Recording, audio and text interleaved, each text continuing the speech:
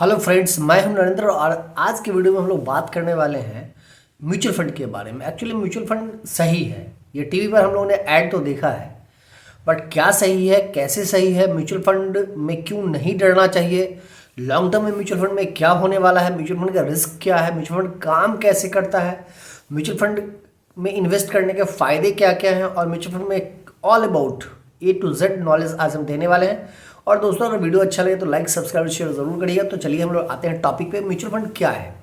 देखिए दोस्तों, आज जो अभी हम लोग बात करेंगे वो आम भाषा में करेंगे, इसमें कोई टेक्निकल वर्ड नहीं होगा। जैसे हम लोग ऐसे समझिए कि हम समाज, एक हमारा समाज है या हमारे कुछ मित्र हैं और हम लोगों को ऐसा लगता है कि कोई ऐसा प्लॉट है या कोई ऐसे प्रोजेक्ट है या कोई ऐसा सामान है जिसमें हम लोग अगर इन्वेस्ट कर दें तो उसमें इन्वेस्ट करने से हम लोग को बहुत बड़ा फ्यूचर में लाभ हो सकता है। लेकिन क्या है कि उतना पैसा मेरे पास नहीं है। मान लीजिए कि कोई ऐसा प्रोडक्ट है जिसकी कीमत 1 लाख रुपए है, बट 1 लाख रुपए मेरे पास नहीं है, मेरे पास 5,000 रुपये है। तो हमको ये पता तो है कि भाई इसमें अच्छा फ़ायदा मुनाफा होता है, हम भी करते तो उनसे मुनाफा होता, ठीक है। बट मेरे पास पैसा नहीं है। ऐसा समझिए कि मेरा एक भाई है, वो उस बिज़नेस को कर रहा है, उसमें उसको बहुत मुनाफा हो रहा है, बट मेरे पास उतना पैसा नहीं है ताकि उस बिज़नेस को हम कर सकें या उस चीज़ में हम पैसा लगा सकें। तो क्या कोई तरीका है कि हम भी उससे फ़ायदा कमा सकें पैसा कम रहते हुए भी? इसी को ध्यान में रख के म्यूचुअल फंड का एक कॉन्सेप्ट है, इसको समझिएगा। जैसे हमारे 10 मित्र हैं, हम लोगों ने क्या किया कि एक पैसा लगाया और एक चीज़ कुछ समझ में आया, और जब वो पैसा हो गया, मान लीजिए धीरे धीरे मित्रों, हमने बोला कि मेरे 10 फ्रेंड हैं, उसके 10 फ्रेंड हैं, ऐसे करते करते करते मान लीजिए कि 1,000 लोगों का एक ग्रुप बन गया। अब 1,000 लोगों ने 1,000 रुपये डाला या 10,000 रुपये डाला, थिंक अबाउट, मान लीजिए 1 करोड़ रुपया हो गया, 10 लाख रुपया हो गया, 10 लाख रुपया हो गया। अब मुझे ऐसा लगता है कि इस बिज़नेस में इन्वेस्ट करना चाहिए, ठीक है। तो इसमें इन्वेस्ट करना चाहिए, लेकिन उस बिज़नेस का क्या बारीकी है, उसमें क्या बुराइयां हैं, क्या अच्छाई हैं, उतना हमको पता नहीं है।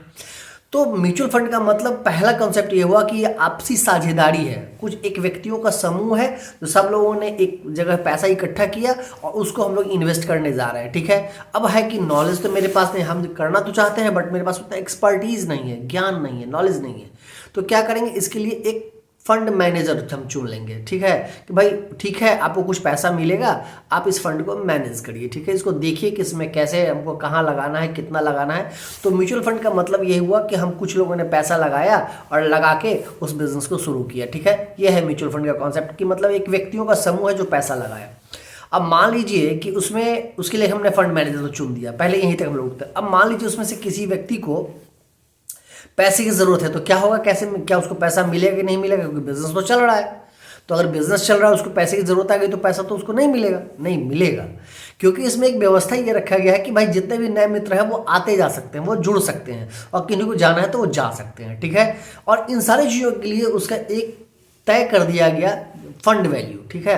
फंड वैल्यू मतलब NAV, नेट एसेट वैल्यू, कि भाई ठीक है, आपने 1,000 रुपया हमारे यहाँ लगाया, इसमें लगाया तो 10 रुपया का वैल्यू है। और 10 रुपया का जो स्टार्टिंग फंड हुआ, तो स्टार्टिंग जिस दिन हम लोग बिजनेस को स्टार्ट किया, तो मान लीजिए 1 लाख रुपया था या 10 लाख रुपया था। अगर 10 लाख रुपया था तो 1 lakh net asset value, 1 lakh हम लोगों ने क्या किया, यूनिट अलॉट कर दिया और हर का वैल्यू 10 रुपया कर दिया। अब उस बिजनेस में जितना फायदा होगा उसी हिसाब से उसका वैल्यू 10 रुपया कर दिया, 11 रुपया, 12 रुपया, 13 रुपया, 14 रुपया, वो बढ़ते जाएगा, ठीक है।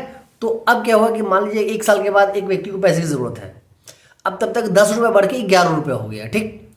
तो अब उनको पैसा चाहिए, तो कोई नए लोग आ जाएंगे, तो नए लोग आ जाएंगे तो क्या होगा उसके लिए कि उनको अभी 11 रुपये पे मिलेगा, क्योंकि वो पैसा निकाल के इनको दे दिया जाएगा। तो एक रोटेशन चलते रहता है, इसलिए इसमें लिक्विडिटी का इशू नहीं होता। आपके दिमाग में एक बात और आएगी कि भाई आप बोल रहे हैं कि पैसा लगा दिए बिजनेस में, वो आएंगे तो मुझे पैसा मिल जाएगा, वो नहीं आए तो इसी के लिए होता है कि जब भी कोई बिजनेस होता है तो उसमें कुछ कैश रखा जाता है ताकि ऑन इमरजेंसी किसी को जरूरत पड़े तो उसको निकाल दिया जाए। और ये जो बिजनेस हम लोग लगाते हैं ये फिक्स्ड एसेट में नहीं है, क्योंकि लिक्विड एसेट है। दो एसेट भी दो प्रकार का होता है, फिक्स्ड एसेट एक लिक्विड एसेट। फिक्स एसेट का मतलब जैसे लैंड है, प्रॉपर्टी है, तो उसको एक दिन में बेचा नहीं किया जा सकता। अगर आज पैसे की जरूरत है तो आज ये सेल नहीं हो पाएगा, इसमें टाइम लगेगा। गोल्ड है, थोड़ा टाइम लगेगा, बहुत ज़्यादा नहीं लगेगा, बट निकल जाएगा। लेकिन अगर प्रॉपर्टी, रियल एस्टेट का जो इन्वेस्टमेंट होता है उसमें क्यों होता है, उसमें कभी कभी बहुत लंबा टाइम लग जाता है, स्लो डाउन है, अब बिक ही रहा है, ग्राहक ही नहीं है, बायर नहीं है, तो आप कैसे बेच पाएंगे, लिक्विडिटी इशू आ जाता है। लेकिन स्टॉक में जो हम लोग ये म्यूचुअल फंड में बिजनेस किए, ये पैसा जाता कहाँ है, तो इसमें कहाँ पैसा लगेगा ये भी चुनना आपके हाथ में है। जैसे थोड़ा वीडियो लंबा होगा बट पूरा सुनिएगा, बहुत मजा आएगा। अब मान लीजिए कि आपने इस बिजनेस में को शुरू कर दिया। अब इसमें भी आप पैसा चाहे तो गोल्ड में लगा सकते हैं, पैसा चाहे तो रियल एस्टेट में लगा सकते हैं, पैसा चाहे तो आप इक्विटी में लगा सकते हैं, डेट में लगा सकते हैं। तो लेकिन कॉमनली लोग जो चुनते हैं वो इक्विटी फंड में चुनते हैं। जैसे मान लीजिए कि आज MRF का शेयर 1 लाख रुपये से ज़्यादा का है, ठीक है, और आपका पास 10,000 रुपये। आपको किसी ने बताया कि MRF में शेयर में पैसा लगाइए बहुत फायदा होगा, लेकिन आपके पास तो है ही नहीं। तो ये म्यूचुअल फंड के माध्यम से जाने से क्या फ़ायदा हो गया, आपका पैसा MRF में ही लग गया, आपका पैसा पेज इंडस्ट्री में ही लग गया, और इतना आसानी से आप अच्छी अच्छी कंपनी में इन्वेस्ट कर लेंगे तो आपको पता ही नहीं चलेगा। तो ये है म्यूचुअल फंड का कॉन्सेप्ट। अब है बात कि किस म्यूचुअल फंड में नुकसान करना चाहिए, म्यूचुअल फंड काम कैसे करता है, मैंने ये भी आपको बता दिया। म्यूचुअल फंड निवेश करने का तरीका क्या क्या है, तो 2 तरीका है दोस्तों। एक है कि आप एक बार पैसा डाल दीजिए इकट्ठा, 10,000 रुपये डाल दीजिए, 5,000 मिनिमम होता है, ऊपर कोई लिमिट नहीं है, आप जितना चाहें वन टाइम डाल सकते हैं। एक है कि हर महीने थोड़ा थोड़ा डालिए, उसको बोलते हैं SIP, सिस्टमेटिक इन्वेस्टमेंट प्लान, लेकिन ज़्यादा बेहतर SIP ही होता है, ठीक है। और अगर आपको वन टाइम करना है तो उसमें ध्यान रखिएगा कि जब भी मार्केट टॉप से अगर 5% गिरता है तो आप कुछ फंड लगा दीजिए। जब भी मार्केट से 5 से 10% 5% गिरा, 5% फिर गिर गया, वहाँ से फिर थोड़ा और पैसा लगा दीजिए, 5% और गिर गया, और पैसा लगा दीजिए। यानी आप लकी हैं, अगर आपके टाइम में बाजार 30-40% करेक्शन दे दिया तो आप समझिए आप 5 साल पहले ही आगे निकल चुके हैं, क्योंकि आपको तो NAV मिलना है और उसका वैल्यू घटते जाएगा, तो आपको नीचे के प्राइस पे सामान मिल जाएगा। मतलब आज मैं जिस सामान को मैंने 10 रुपये में ख़रीदा है या 1,000 रुपये में ख़रीदा है, वो सामान आपको 700 रुपये मिल रहा है, 600 में मिल रहा है, तो आप तो वैसे ही 1.5 गुना कर लिए पैसा। तो जितना मार्केट घटता है वो इन्वेस्टर के लिए अच्छी बात होती है। जिनको ने अभी तक इस बिजनेस अपॉर्चुनिटी को ग्रैप नहीं किया है, नहीं पकड़ा है, उनके लिए अच्छी बात है। 2 प्रकार से है, तो SIP बेस्ट है। SIP में भी देखिए एक बात जरूर है कि इसमें टाइम होराइजन है। अगर मान लीजिए किसी का एज 20 वर्ष और 30 वर्ष है, वो ज़्यादा रिस्क ले सकता है, वो उछल कूद कर सकता है, भाग सकता है, उसके जीवन में कुछ प्रॉब्लम आएगा फिर वो अपने आप को ठीक कर लेगा। लेकिन किसी का उम्र 45 है, 50 है, अब उसके ऊपर जिम्मेदारी है, बच्चों की शादी है, एजुकेशन है, तो वो बहुत ज़्यादा रिस्क, कैलकुलेटिव रिस्क उनको लेना पड़ेगा। उनको रिस्क लेना पड़ेगा बट कैलकुलेटिव लेना पड़ेगा।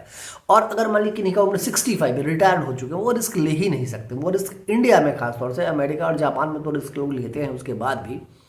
अभी देखिए ट्रम्प साहब कितना रिस्क लिए हैं, अभी एलन मस्क कितना रिस्क लिए हैं, तो वो सब अलग बात है। बट अभी इंडिया की हम लोग बात करते हैं, तो ये चीज़ क्या होता है, आप रिस्क नहीं ले सकते हैं, तो उसी के हिसाब से आपको फंड का चुनाव करना है, ठीक है। अगर मान लीजिए आप 20 और 30 के बीच में है तो आप बिना सोचे मिड कैप स्मॉल कैप में चाहिए, ठीक है। क्योंकि एक बात समझिए, क्या मेरी लंबाई बढ़ेगी? अब नहीं बढ़ेगी, हम नहीं बढ़ सकते हैं। लेकिन एक बच्चा ग्रो करेगा तो स्मॉल मतलब क्या होता है, छोटा, और लार्ज मतलब बड़ा। तो बड़ा व्यक्ति क्या बड़ा होगा, छोटा व्यक्ति ही बड़ा होगा ना। तो बातों से ही समझ में आ रहा है कि देखिए एक्सपेंशन जो है ना वो स्मॉल कैप में होना है, तो पैसा आपका ज़्यादा वहीं बनेगा स्मॉल कैप मिड कैप में। अब आप बोले स्मॉल कैप में तो प्रॉब्लम बढ़ भी सकता है, नहीं बढ़ सकता, उस पर दाव लगाना तो रिस्क, इसीलिए तो हमने फंड मैनेजर रखा है। फंड मैनेजर हमने क्यों रखा है? इसलिए वो इसी काम में एक्सपर्ट है, तो उनका काम है चुनना कि किस शेयर को निकालना है, किस शेयर में एंट्री करना है। तो अगर आपका 20 और 30 के बीच में, आप बेहिचक जाइए स्मॉल कैप मिड कैप में। अगर आपका एज 40+ हो गया है तो आप बैलेंस फंड में जा सकते हैं, ठीक है। बैलेंस फंड में जाइए, या फिर आप बोल सकते हैं कि large cap and mid cap में चले जाइए। थोड़ा वहाँ क्या होगा कि वहाँ पे आपका रिस्क जो है सो थोड़ा मिनिमाइज हो जाएगा। और अगर आपका एज दोस्तों 60 के ऊपर चला गया है तो आप बिल्कुल जो है सो, वैसे तो हाइब्रिड फंड हम मना करते हैं, बट हाइब्रिड फंड में जा सकते हैं, क्योंकि उसमें थोड़ा डेट में भी रहेगा और थोड़ा लार्ज कैप में रहेगा, तो आपका वहाँ रिटर्न वही 12-13% मिल जाएगा। बट फिर भी एक बात तो तय है कि बैंकों से ज़्यादा मिलेगा। अब आपको ये चीज़ें सोचना है। म्यूचुअल फंड ऐसे ही काम करता है। एग्जिट प्लान के लिए क्या है, निकालने के लिए, देखिए निकालने के लिए 2 प्रकार के, एक ओपन एंडेड फंड होता है, एक क्लोज एंडेड फंड होता है। देखिए ध्यान से समझिएगा। ओपन एंड फंड में क्या है कि कभी भी आप जमा कर सकते हैं, कभी पैसा नहीं। अच्छा आज आपने जमा किया, NAV 3 दिन में लौट हुआ, चौथे दिन आप पैसा निकाल सकते हैं ऑन इमरजेंसी।